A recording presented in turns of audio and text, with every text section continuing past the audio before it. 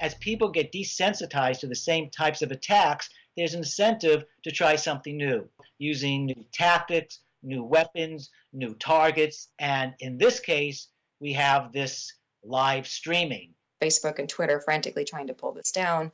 I think that was part of the panic that this person wanted to inspire, and that is a different dimension than one that we've seen previously. And of course, that heightens the drama of the event. It also heightens the worldwide interest in a case such as this, which is exactly what the perpetrator wants. Terrorism needs an audience. Without the message alongside the violence, it's not terrorism. They want the world to know why they're doing what they're doing. Having that live audience there with him and seeing the messages coming through might have been one way of sort of sustaining his motivation right the way through. There have been multiple murders, suicides, sexual assaults that have been live streamed on Facebook.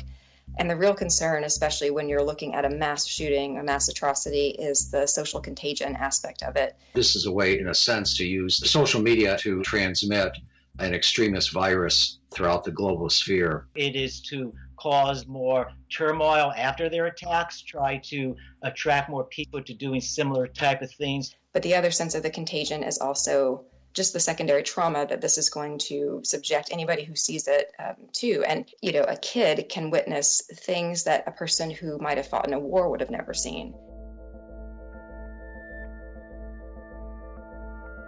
This law that we have, Section 230 of the Communications Decency Act, pretty much carves out this immunity for the tech industry that the only parallel I can see to it in any other sense is the firearms industry, right? So with both of those industries, we have engaged in the same rhetoric that says, you have neutral tools and we're not going to hold you accountable even for the most atrocious and predictable things that people will do with your tools. Terrorism is a sort of a public health problem, right? And if there's organizations or industries that are contributing to a public health problem, typically they end up getting regulated and they end up getting fined if they step outside of those regulations that have been set up.